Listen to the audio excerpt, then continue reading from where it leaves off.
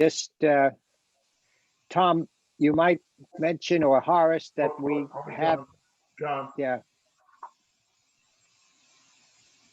I would like for everyone to mute your mics.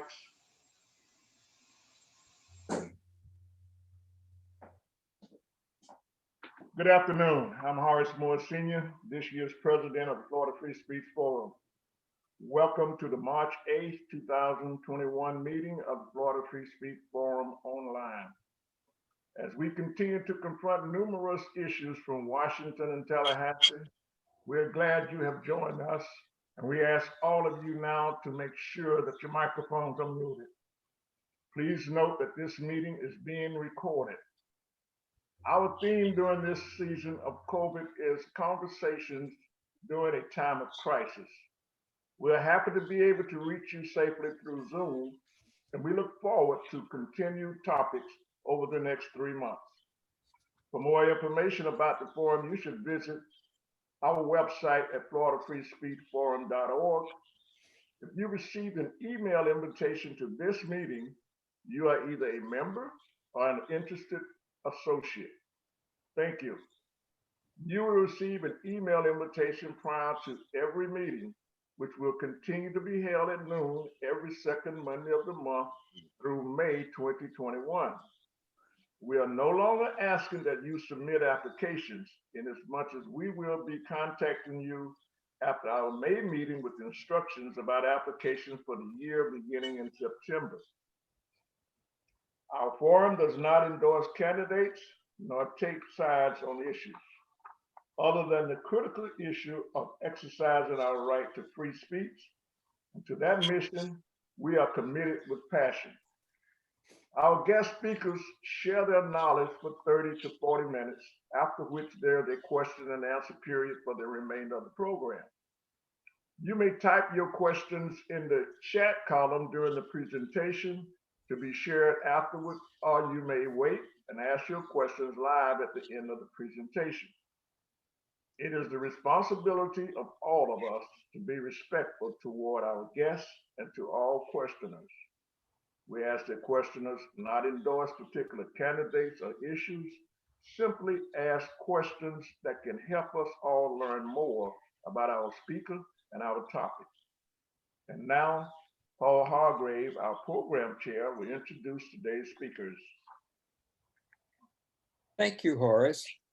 We have two speakers today. First, Dr. Elizabeth Washington, who is professor and coordinator of secondary education and social studies education at the University of Florida in Gainesville. She's also a senior fellow of the Florida Joint Center for Citizenship and a Knight Fellow at the Bob Graham Center for Public Service. She earned her Ph.D. in curriculum and instruction from the University of Texas at Austin. She previously served as editor of Theory and Research in Education from 2001 to 2007. She teaches secondary social studies methods, civics and government methods, and global studies methods courses. Her research interests include civic education, critical democratic citizenship education, and the teaching and learning of history. Our other speaker, Dr. Judith Pace, is professor of teacher education at the University of San Francisco. She earned her DED from Harvard University.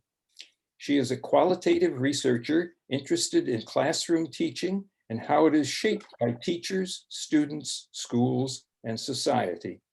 Her research is focused on classroom authority and academic engagement, teaching for democratic citizenship, social studies teaching under high-stakes accountability, and preparation of pre-service teachers for teaching controversial issues.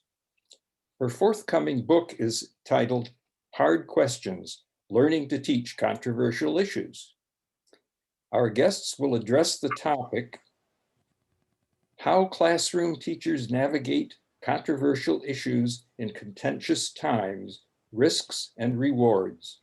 Welcome, Dr. Washington and Dr. Pace. Good afternoon. It's nice to be here.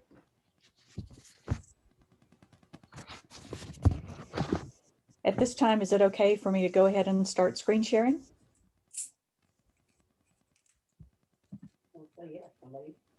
Sure.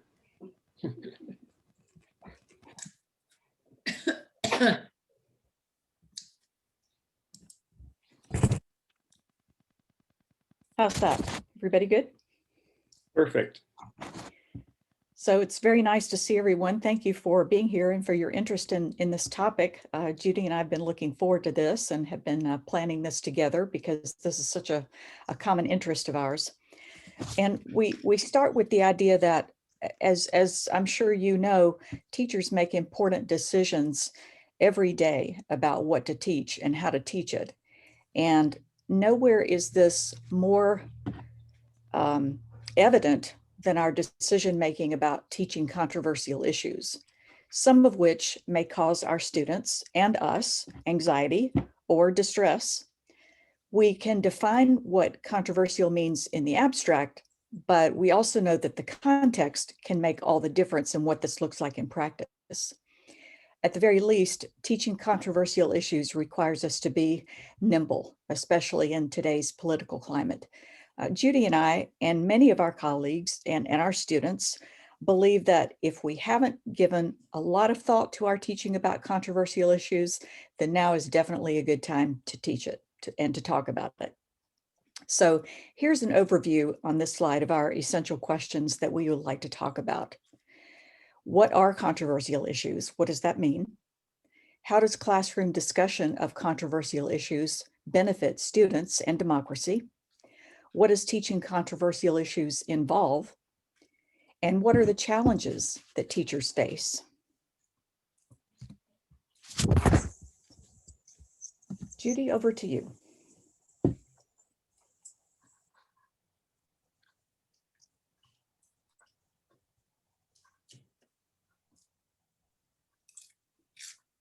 I'm so sorry. I forgot to unmute myself. Happens all the time. Thank you, Elizabeth. That was a perfect setup. As Horace talked about earlier, we have been living through a period of crisis that we've never seen before. A global pandemic has impacted all of our lives in the US and around the world. We've witnessed extreme threats to democracy, especially around the presidential election and the Capitol insurrection. And last summer, we saw a deep reckoning with a long history of racial injustice in this country that picked around the problem of reskilling of Black people. Could you talk a little louder, please? Yes, I certainly can. Is that better? Is that better, Shirley? Okay, thank you for letting me know. So I wanted to communicate the idea that, as Elizabeth already said, teaching controversial issues in this political moment is both extremely urgent but scary for teachers because this is such a contentious climate and there's a lot of questions from parents and community members and administrators, and we're going to get into all of that. But I wanted to lay a foundation for our discussion. So Elizabeth, could you go to the next slide?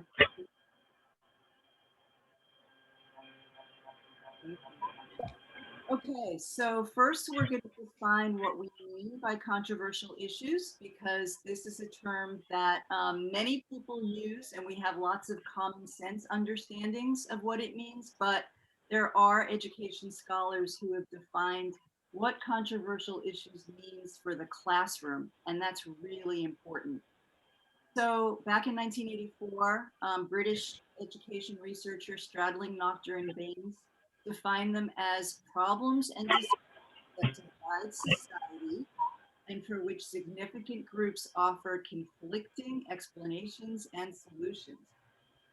Diana Hess, who's kind of known as the guru of teaching controversial issues here in the US, defined them as questions of public policy that spark significant disagreement.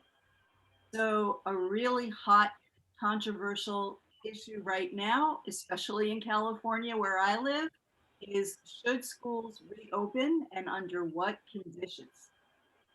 More recently, Ho and McAvoy state that questions are controversial when there are at least two rational and competing points of view.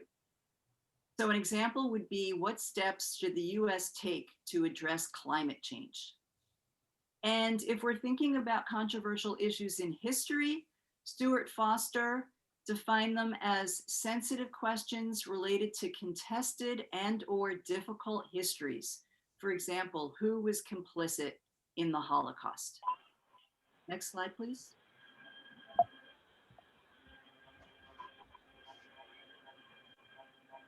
So it's really important for teachers to think hard about distinguishing open controversial issues from settled controversial issues. We want to teach the ones that are open. So open questions have not been decided. There are legitimate and competing views for students to explore. And we let students draw their own conclusions after they've explored the issue. Versus settled questions may have been open in the past. So for example, over 100 years ago, the question of whether women should have the right to vote was an open question. Of course, it's been settled for quite a long time. Settled questions have been settled by the law, by public consensus, or by scientific research. So another example is we know that humans do have an impact on climate change.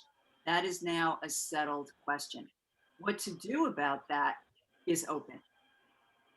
And then we also really need to think about the significance of context. So what's considered an open question in California may be a closed question in Utah.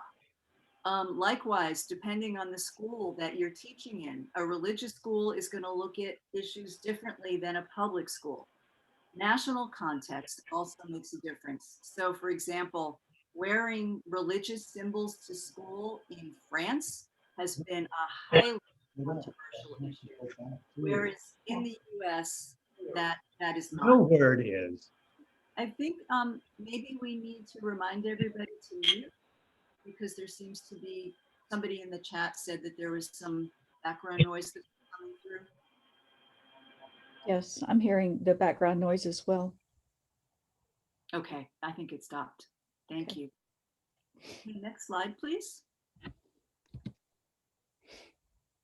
So why is it so important to teach controversial issues? I think we probably all have our ideas about that, but there is a body of research that's been conducted over the last few decades, actually, that tells us that discussion of controversial issues in an open classroom climate, which means that students feel free to express different points of view, benefits students and a democratic society.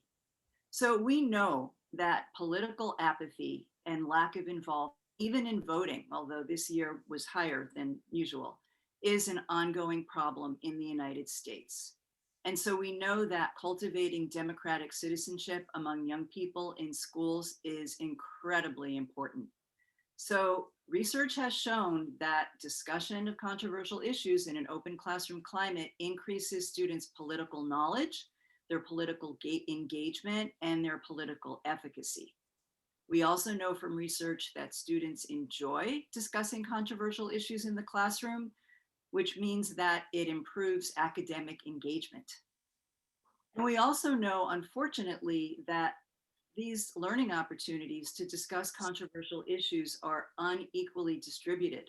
So research tells us that students who are white or Asian from affluent families in higher track classes, native to the United States, get more opportunities to discuss controversial issues in their classes than students who are Black and brown from lower income families who are placed in lower track classes and who go to racially diverse schools and whose families have immigrated to the United States.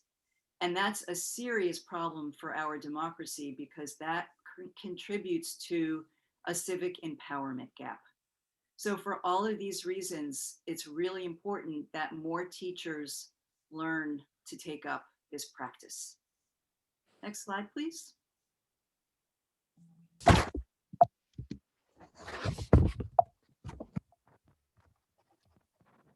Yeah, I was stuck for a minute. Thank you. So as has been mentioned before, we have witnessed extreme threats to our democracy, which we have not seen in our lifetimes. I had this discussion with students in one of my classes. Actually, this was a few years ago, but I wanted them to think hard about the connections between democratic discussion of issues in the classroom and democratic ideals that we are striving for as a democratic nation. And they came up with several ideas. So one is that discussing important issues reinforces the idea of government by and for the people. So that's about civic agency. With democratic discussion of issues, everyone has an equal voice, and that represents political equality. They said that multiple perspectives are heard, and that cultivates diversity and civic discourse across differences.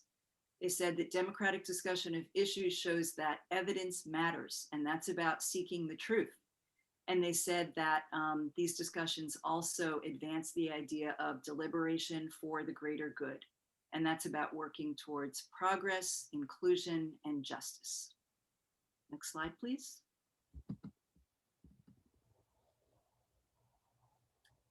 So now we want to talk a little bit about what teaching controversial issues actually involves. So you've got a teacher and her students working on an important open question, and they are exploring multiple perspectives on that question. So they're reading different kinds of texts, they're looking at other resources, they're exploring knowledge in a lot of different ways, and then they're engaging in discussion and deliberation activities. So for example, they could engage in what's called a structured academic controversy. And that's when students read texts that represent different points of view, and they identify the strongest arguments in those texts. And in small groups, they talk about those arguments with one another, and then they have to change sides and represent the other point of view. And then at the end, they get to deliberate on what they actually think after having read these texts and exchanged these ideas. So there are lots of different ways that discussion and deliberation can happen. It could be a town hall, it could be a simulation, it could be a Socratic seminar. But what's important is that at the end, the students get to arrive at their own conclusions, and they get to express their points of view either publicly or privately if it's a very sensitive issue, and there may be some kind of risk involved with expressing their views publicly. Next slide, please. Thank you. So I conducted a study a few years ago, as was mentioned earlier, on how 4 teacher educators prepared their pre-service teachers to teach controversial issues in citizenship, history, and social studies. And what was really fascinating about doing this research was that the teacher educators were working at universities located in 3 different countries. So I went to Northern Ireland, which is a society that's still struggling with the legacy of violent conflict known as the Troubles. And I went to England. This was right after the Brexit vote happened. And I was in the US Midwest, and this was around the 2016 presidential election. And I did actually come out with this new book called Hard Questions, Learning to Teach Controversial Issues. And one of the big ideas from this study was that all of the teacher educators that I observed and interviewed prepared their pre-service teachers to use what I call an approach called contained risk-taking. So they encouraged their pre-service teachers to explore controversial issues with their students, but at the same time, they taught them a set of strategies to contain the risks. Some of the risks being classroom conflict, recrimination from parents, and sanctions from administrators. And so these strategies included building a warm and supportive classroom environment so that classroom discussions could happen more safely. That teachers would engage in very thorough and deliberate preparation and planning, and they gave them tools for doing that. That teachers should think very hard about their own identity and their roles, the roles that they play in a discussion on a controversial issue, that teachers communicate with students and parents and colleagues and administrators before they teach a controversial issue, that they think really hard about the issues that they're going to teach, how they're going to time them. So starting with safer issues and then moving to more controversial issues later and framing them so that multiple points of view get discussed, that they seek out creative resources and they plan group activities to discuss these issues, that they steer discussion in productive ways so that the best can come out of them, and that they proactively deal with difficult emotions that might be provoked by these controversial issues. So I hope that that has laid a good foundation for us. And now Elizabeth is going to go into more depth on some of the things that I've talked about. Thank you. Thank you, Judy. I want to talk a little bit about some of the challenges that teachers are up against when it comes to teaching controversial issues. First of all, they must be mindful and aware of exactly what their free speech rights are and the extent to which they can exercise them in the classroom. The free speech rights of teachers have been curtailed through various court decisions and state and school district policies. I'm certainly no expert on the law, but I know there are a couple of cases for those of you who do have a background in law. The Garcetti v. Ceballos case of 2006 and the Brown v. Chicago Board of Education in 2016 specifically had to do with the rights of in the first case, public employees, and in the second case, teachers as a subset of public employees. And the courts have tended to come down on the side of limited free speech rights for public employees and teachers. And that's both inside and outside of school. So for teachers, this has implications for the extent to which they can be active on social media and who might have access to that and what kind of risk that might pose for a teacher. Then there's also the worry about job security. Does my administration have my back in the issues that I'm going to talk about? And related to that is the fear that there's going to be pushback. Parents are going to raise concerns. People in the community may raise concerns. People may get angry about what I'm teaching or how I'm teaching it.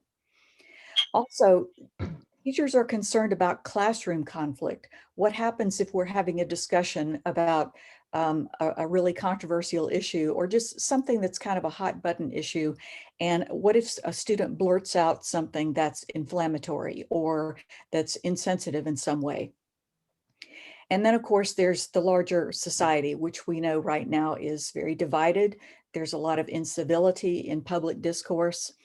And we have to consider the fact that students may not have the opportunities that we hope they'll have to witness adults with very different perspectives, listening carefully to each other and understanding each other's perspectives, trying to find common ground in order to arrive at mutually acceptable solutions to problems. So there's that. What's the background? What's the experience? What have our students learned about these kinds of dispositions and behaviors?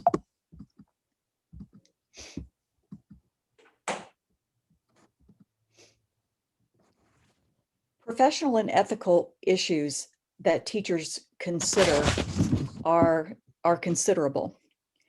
Teachers have, I think, different levels of responsibility at the personal level, at the professional level, and at the teacher ethics level. There is a code of ethics that all teachers, certainly in the state of Florida, it's there, and you learn about it, and that's what you sign on to when you become a teacher in a public school in Florida. Judy mentioned the issue of setting the tone in the classroom so that there's a constructive environment and an inclusive environment. Also, it's extremely important for teachers to always be aware of using their authority and their influence to be the classroom gatekeepers. That's really what they're doing. And so we need to be intellectually honest when we choose the issues for inquiry and discussion. And then, of course, the importance of our being role models. We need to model respectful behavior and curiosity and fairness. Some additional issues that I think are important to consider. We're obligated to use accurate information and evidence from reputable sources. And that has implications for our teaching critical media literacy skills. Judy and I both have a background in social studies education, and there's a lot of great content there, but increasingly we find that teaching critical media literacy skills, that's an important aspect of social studies education. I know it's something that I talk with students about in my methods course so that we can understand how to analyze whether they're historical sources or sources from the media today, to look at them in a critical way. We also need to understand that students are drawing from the larger society, from their family, their culture, and of course from social media, for both the substance of their arguments and the way that they approach disagreement and conflict. As teachers, we filter out a lot of noise and a lot of misinformation, and we may need to be very intentional about teaching norms for civil discussion and problem solving, if it seems like that's something that our students need some scaffolding with. Also, a lot of students don't experience the classroom and the larger society as a place where everyone has equal power. Students are going to have different relationships to the issues that we discuss, and the free exchange of ideas is going to impact different students in different ways. This is especially true with regard to students' diverse social identities and experiences. For example, their race, their ethnicity, their sexual orientation, their religion, and so forth. Some of the issues we discuss may be very personal to students, and we need to make sure that power hierarchies in the larger society aren't reproduced in the classroom, and to make sure that all students can be heard. Perhaps the most complicated question that comes up always, I know it certainly does when I'm talking with my students, all of whom are in a teacher preparation program, by the way. The question is, should I take a stance on an issue?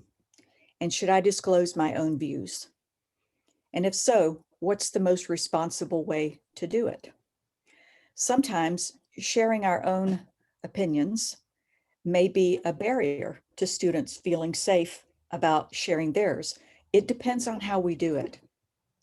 At other times, taking a stance and sharing our views may help to ensure students' safety, especially some of our most vulnerable students, for example, transgender students or children of undocumented workers in our classrooms. So, of course, as teachers, we want all of our students to feel safe, but keep in mind that at the same time, this may require some difficult gatekeeping kinds of decisions about the limits of free speech in our classroom. So these are the questions that we ask teachers to consider and that we consider ourselves. If I'm going to take a stance, what's my purpose for doing that? What do I want to accomplish by that? What are the implications of whether I do or don't? If I do, what's the most responsible way to do it so that there is a positive outcome, so that the learning opportunity there is meaningful? And of course, is taking a stance important for ensuring my students' safety?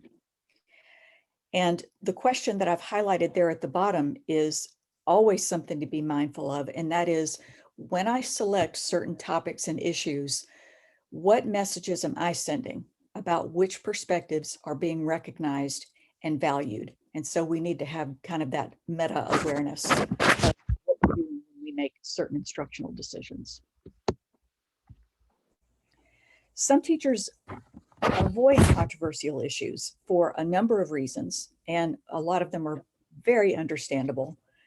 But one challenge is that when teachers bring politics into the classroom, they're making decisions about which issues should be up for discussion, even as they try to take a quote unquote neutral stance.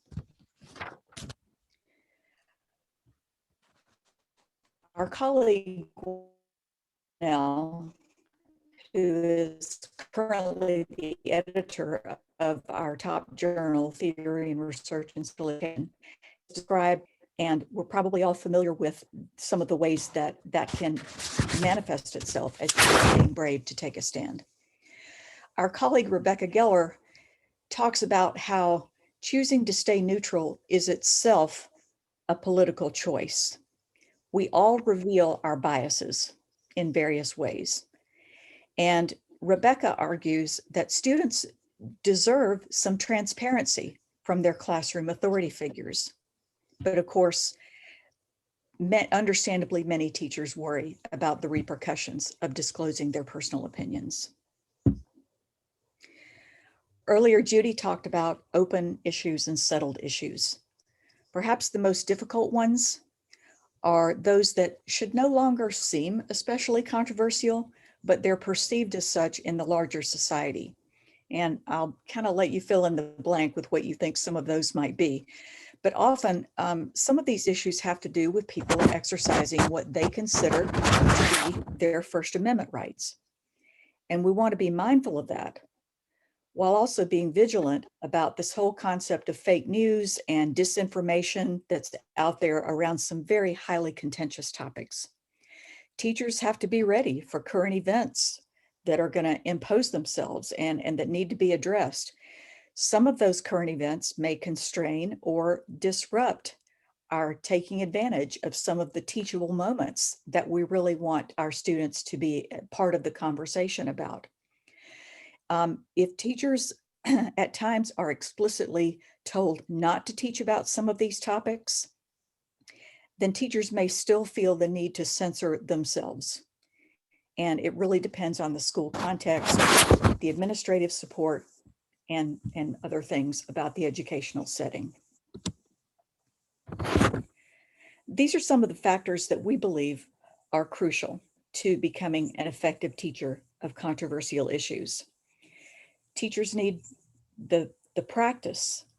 They need to be part of a classroom community of inquiry. They need to know how to create that community of inquiry in their classroom. It's also helpful to teachers to have curriculum standards on which to base their discussions of these issues. That helps, I think, with the accountability piece of teachers being able to explain why they're covering certain issues, that there's a justification for them in the curriculum standards. There needs to be a sense of connectedness to the school community, the backing of the administration, trust from parents, and then most of all, probably the most important thing is public support for the democratic mission of schooling. Perhaps the most important point that Judy and I can make about all of these things that teachers need is that these things take time to develop. I'm not going to tell one of my students to go into the classroom right off the bat in the first week of school and start getting into controversial issues. You need to be an effective teacher in order to be an effective teacher of controversial issues. But when teachers do have time for these things to develop, for trust to develop and self-confidence and parent and community support and understanding, when teachers have these things, we can teach about issues with more knowledge and more experience and more confidence, knowing that we've established goodwill and trust in our role as educators for democratic citizenship. So those are our comments. And as the good teachers that we are, we came up with some questions that we'd like to ask you to see if you'd like to weigh in on these things. And of course, we know that some of you may have questions as well. So let me click out a full screen here, and then I can see exactly who's in the window. So our first question for you is, and Judy, I don't want to do all the talking here, so jump in as you see fit, and if there's a question that you'd like to ask a different way. We were wondering if you, your children, grandchildren, relatives have had any experiences with teachers who addressed a controversial issue, and if so, how the teacher handled it, and how this person that you know, or that you yourself may have experienced that issue. Any thoughts about that?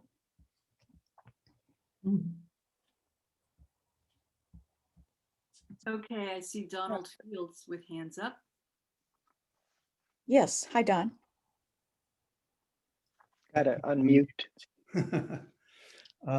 Yes, I've had experience with a teacher by the name of Chris Argyris with respect to speaking about controversial issues.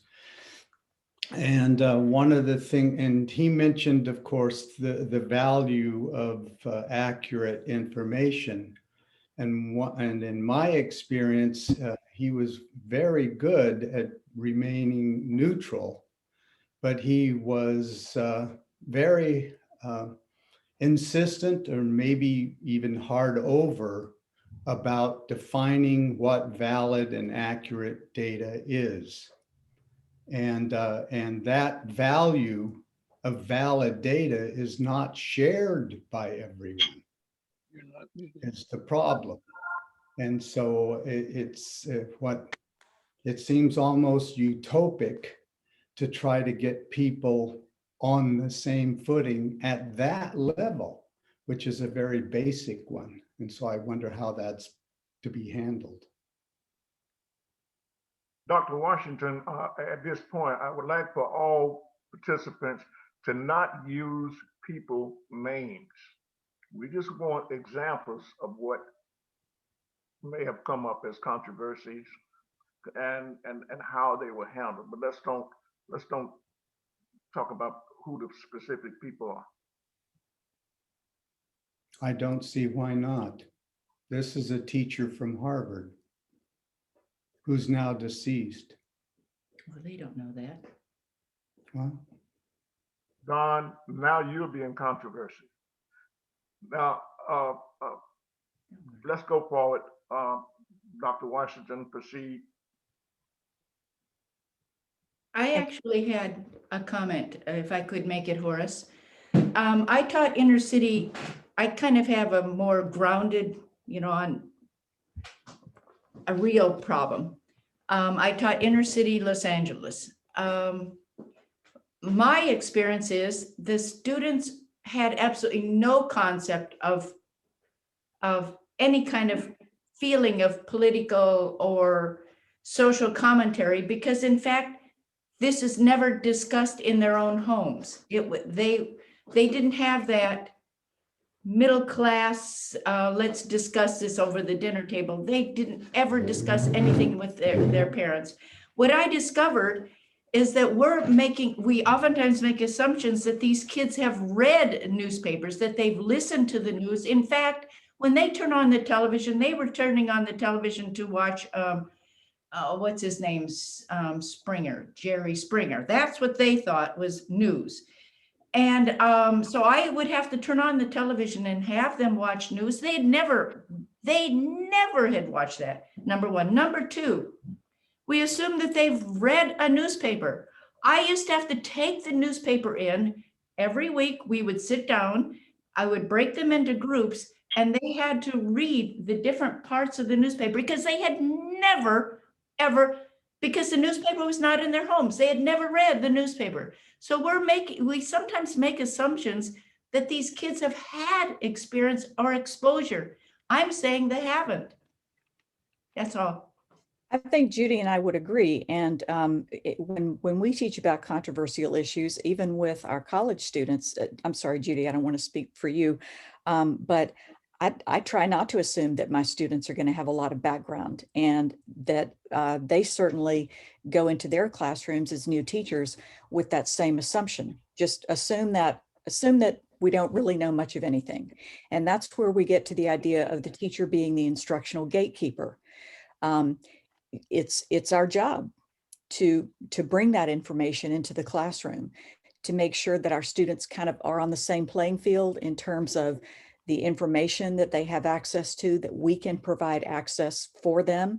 That's why it's so important that we take the gatekeeper role so seriously in terms of what we bring in for perspectives for students to be aware of, and that we choose our sources wisely and carefully, and that we give students the same opportunities regardless of whatever their socioeconomic or whatever background they have, that they have the same opportunities, or I guess I should say, to not reproduce the inequalities that we see in society, but to make sure people are on the same page in the classroom in terms of equity and access to the same kinds of information. Judy, is there anything you want to add to that from your experience? Well, I think for one thing, maybe we could stop the screen share now so that everybody can see each other. Sure. That would be helpful. Thank you. No, I totally agree. Actually, Elizabeth, you reminded me that one of the things that I should have added to the list of reasons why teaching controversial issues is so important is because it is an entry point into media education, as you talked about later, Elizabeth. So yes, that is definitely part of the purpose of getting into controversial issues is to teach those skills so that students will be interested to read the news. I mean, young people are bombarded by information through social media, right? Like never before. But whether or not they're actually, processing valid, newsworthy information is a real question. Mm-hmm. So we absolutely need to take that on as part of this endeavor. And our students, regardless of background, they're going to have different experiences with media, especially social media. But in my experience, I've taught students at every grade level from 6 through 12. I've taught in a high poverty school in an urban setting. I've taught in a suburban school setting in which many of the kids came from affluent families. But I found that they all needed some coaching about the kinds of behaviors and dispositions that are appropriate to show in a discussion, so not just discussion of controversial issues, but in any class discussion. Students really needed to be taught some skills of civility and respect. I found that to be true for many students. And sometimes it's a matter of their age and maturity, but I think most of my students have needed some coaching. Sometimes this is what's intimidating to teachers. What if I go in and do this issue and everything just blows up in my face? Well, it takes coaching and it takes time to develop that. And that's what I try to encourage my students to do. It may not go great the first time, but keep trying. These things take time. So I think we have a couple of other raised hands here. How about Shirley and then Jay? I cannot imagine having a civil conversation within our divided political community today. And maybe we all need to go into a classroom setting in order to have a facilitator to have this happen. But alone in dialogue is like talking to the wind. It makes no sense. It's craziness. Can you give us an example of doing something in your classroom, having the experience of a controversial subject where you were a gatekeeper or how you guided the conversation? I can't even get my mind around thinking about how this can be done. Elizabeth, I wonder if you want to share your conversation with Mr. Dyer, since that's a recent example in a contemporary and politically divided context. Just Sure. Yes. The teacher that I think it's okay to say his name, and you could easily look him up. There was an article in the New York Times back in 2019 about a teacher in Louisiana who was teaching about the impeachment of President Trump the first time. And the article in the New York Times featured him, a big picture of him with his students talking about the impeachment. This is in a somewhat conservative parish in a public school in Louisiana. And students were having an amazing discussion about the impeachment process. So when I read the article, I was just really blown away by what he was able to do. And so I tracked him down and I emailed him. I found him at his school in Louisiana, and that led to a really interesting exchange. I also found out in the process that this same year that his class was being featured in the New York Times, he was Louisiana State Teacher of the Year. So I got a hold of somebody who really knew what he was doing. And the main reason he was able to do it so well was because he was teaching a government class that had specific standards about teaching about the powers and the responsibilities of the presidency and what the Constitution says about impeachment. And so when he kept it in that realm, he was able to talk about the process, what's constitutional, how this came about, who's supposed to be involved, who's supposed to make the decision, and then giving students that background information. They did some of their own research and they decided what position to take, whether they were for or against the impeachment of President Trump. And the class was somewhat divided, but the way that this teacher set things up, they were very civil in their debate. They had to take a position, but they had to debate it in a very mature way and in a way that was informed, not just saying things off the tops of their heads or sharing their emotions, but to ground it in the Constitution and in facts, and then make up their minds about what should happen, what they thought Congress should do. Anything you want to add to that, Judy? I know. Have you come away with any kind of help for us who are no longer in school to talk about these controversial subjects? I mean, I can share, this is also from the classroom, from a teacher education classroom, but in Northern Ireland, one of my research participants really stressed having safe and pragmatic discussions of controversial issues in a way that would work for teachers and students living in still a very, very divided society. And what she said was that, you know, it's not a free-for-all. So you may think about making your own conversations much more structured. If you can use a protocol and have everybody agree that you're going to follow this protocol. But what she emphasized was that, you know, many teachers, you know, ask students, okay, how do you feel about this? What's your opinion? And that is not the way to start. So as Elizabeth talked about, it's about structuring really carefully and getting students to represent different points of view that exist out there in society in order to understand them better, rather than to have a personal debate about, well, this is what I think and this is what I feel, and going back and forth like that. So I think framing it in terms of your purpose, like if the purpose is really to understand this issue more deeply and to understand the different perspectives that people have on it, I think that goes a long way in encouraging people to take up those different positions and try to understand them rather than to just, you know, get into a fight about it. So maybe adopting some of those strategies from the classroom into, you know, civic discourse is the way to go. I do think that we should, because the time is passing, maybe we should move on to the next question. Is that okay? Sure. We were wondering, I guess, how. Elizabeth, I'm sorry, Jay has his hand up. Oh, yes, please go ahead. One thing that troubles me is anonymity in communication. And now that we have all these different social media platforms and things, people could actually say some horrible things about one another. And how do you deal with that in the context of having a reasoned kind of debate? You just outlaw it, or, you know, people are still going to pull some stuff like that. I mean, when professional wrestling shows are their model of reasoned disquisition, I don't think that's a good way to go. But go ahead, tell us your experience.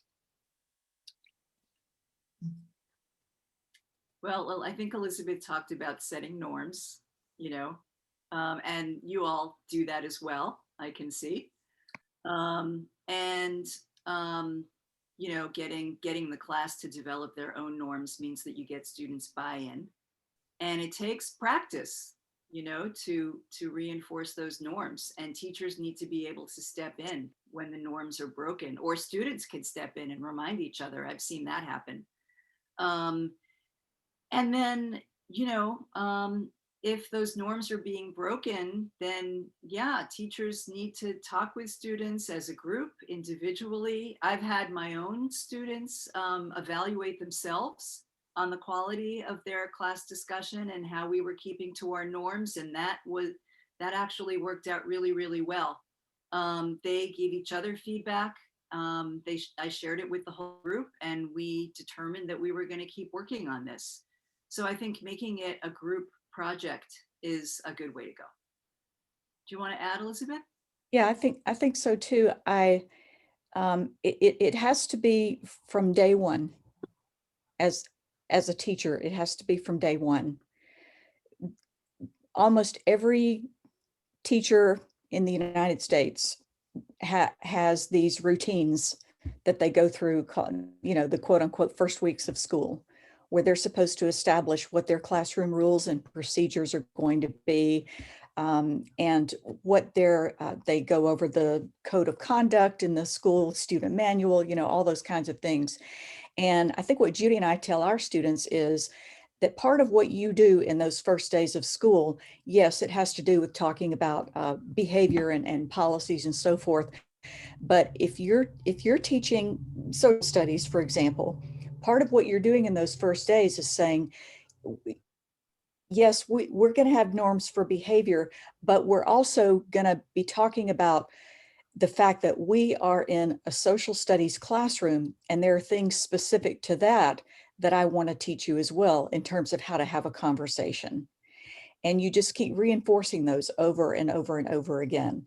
Sometimes it's very frustrating that you have to do them over and over again, but that's your job. Sometimes that's what's warranted.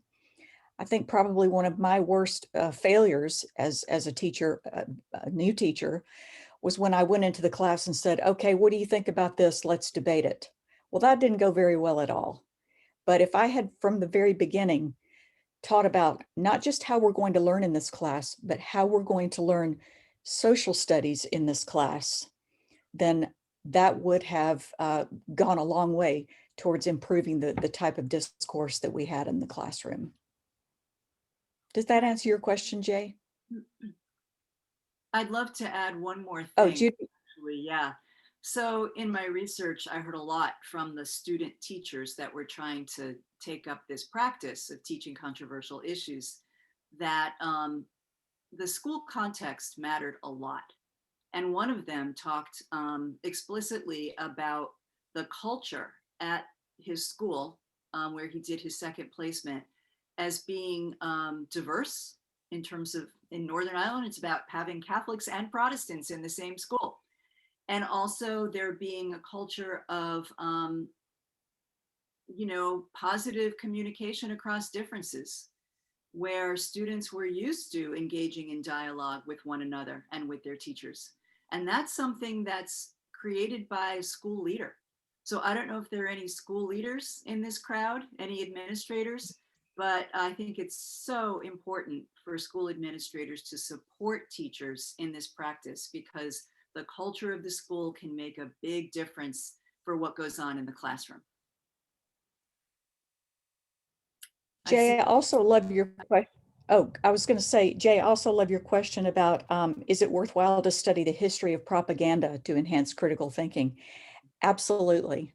And I'm glad you mentioned that, because that's something that's in the curriculum standards. If you look at 7th grade civics, if you look at 12th grade government, that standard is there. And that's what can give you some safety and a sense of, a comfort zone. The standards say that I'm supposed to teach about propaganda, and that entails critical thinking about deconstructing the propaganda, kind of reading between the lines. And that's a perfect example of something that you can use the standards for as rationale and justification. John, did you want to ask a question? Oops. I'm wondering if you start with less controversial subjects, is that in order to kind of run through the process of civility and that sort of thing. It could even be somewhat trivial, like what TV show you like, or what singer you especially like, and that sort of thing, and then move on from that. Also, while have you, I'm a biologist, and there are controversies in sciences too, and we have to kind of lead them in to the process of science itself. The idea that truth is always tentative, that hypotheses need to be tested, and all of that. So I'd like to hear what you have to say about that. Well, to your first point, absolutely. And one of my other teacher educator in Northern Ireland talks about the gradient of controversy. So starting out with issues that are further away from home, cooler rather than hotter, and then building your way up. Absolutely. To your second point, yes, I've been very, very interested in that, how this all pertains to science. And there is literature on teaching socio-scientific controversial issues, you know, how science is applied to society. But I'm curious about how you're thinking about it. So what ideas do you have?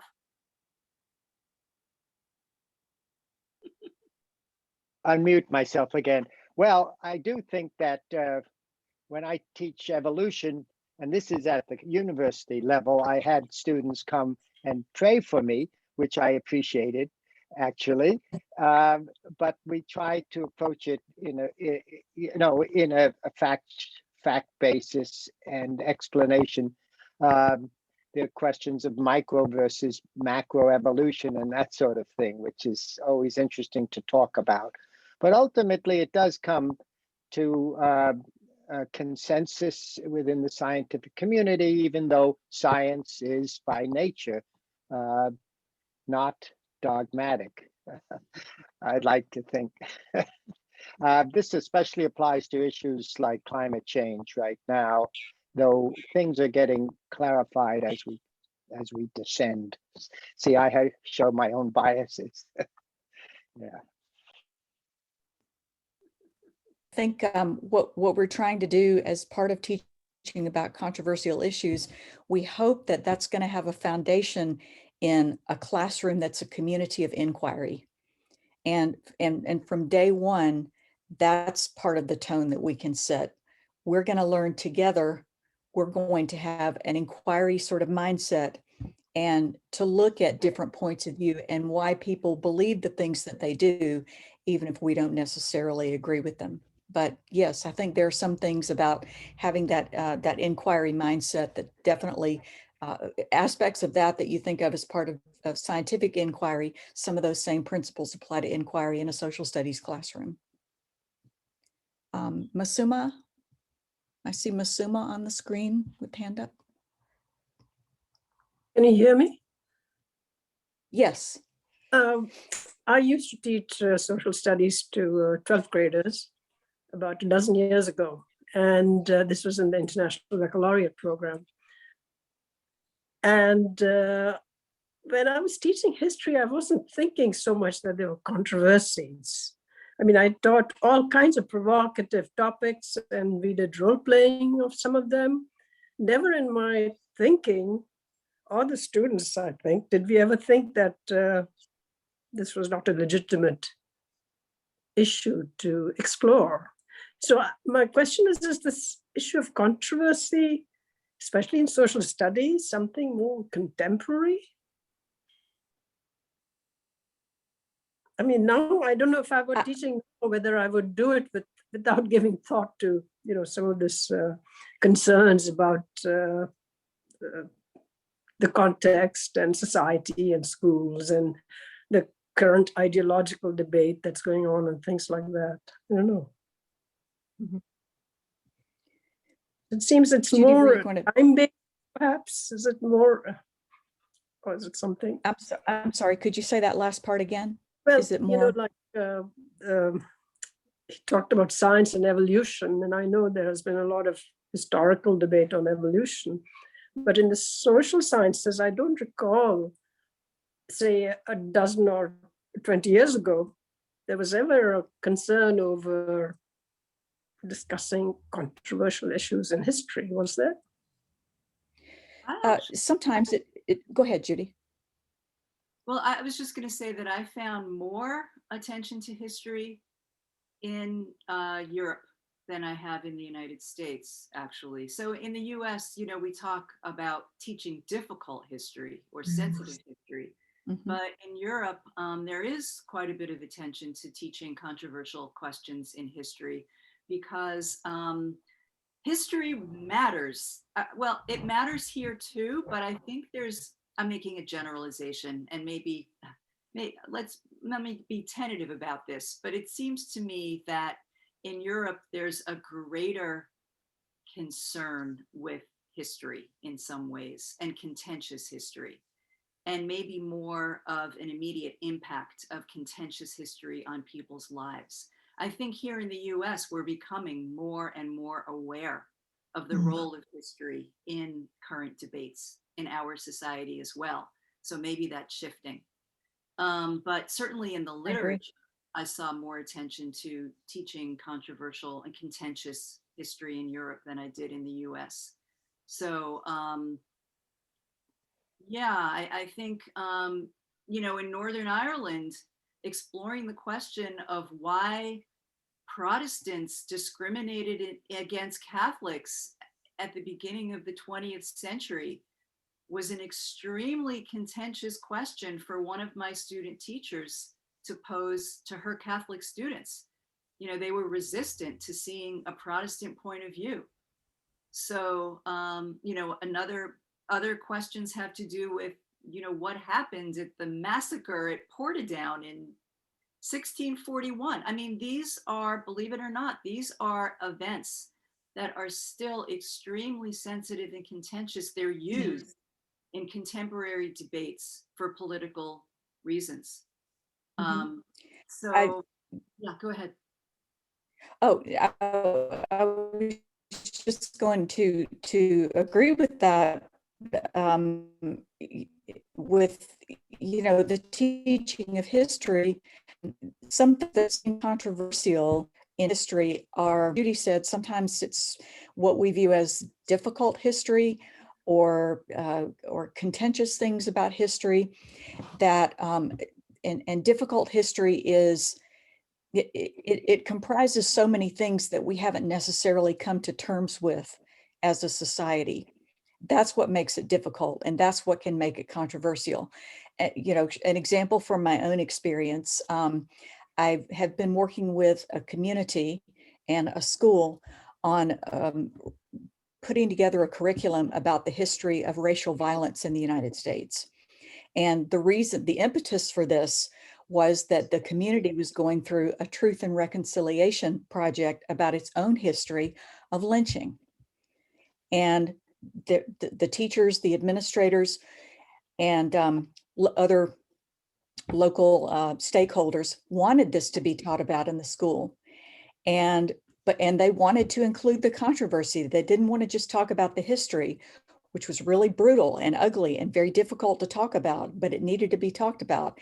But they also wanted to connect that to current events, to Black Lives Matter, for example, to say, this is how we got from point A to point B. Here's the context, and here's the fallout. This is what we're dealing with now because of this history that we've had that we need to reckon with. Good point. We have come to the point where we have reached our limit for today. I must say that I think that if we had another 30 minutes, we would probably have another 30 minutes of questions, because it seems as though one question leads into something else, and we bounced across the pond back home, and we've gotten a lot of different opinions. I would just like to say that Dr. Pace, your original initial comment about Black, brown, and the different cultures and the social economic factors play a great deal into whether or not those particular students will participate in any type of conversation, whether or not it's controversial or not. And with that, I would like to thank all of you for your interesting questions. Thanks especially to our guest speakers, Dr. Washington and Dr. Pace, for their insight into how classroom teachers navigate controversial issues in contentious times, risk and rewards. We ask that you join us online for the next meeting of the Florida Free Speech Forum on April 12th when our program will be the Breachner presentation of award winners. If you wish to comment on today's meeting or to offer suggestions or to help Zooming, please email us at floridafreespeechforum@gmail.com. For more information about the forum, please visit our website at floridafreespeechforum.org. Be sure to tell your friends to join us next month. Thanks to all of you for joining us today, and the Florida Free Speech Forum is now adjourned. Thanks, everyone. It was a pleasure. Thank you.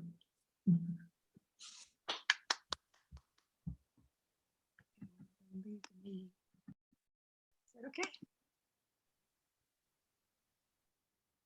This is, I just When- stole the host back. Yes. okay, good. Well, gradually Unrecord, to the Tom. board. Oh, you want to turn the recording off? Yes. Oh, Yes, I can do that. I think I can do that. This is our problem we always have.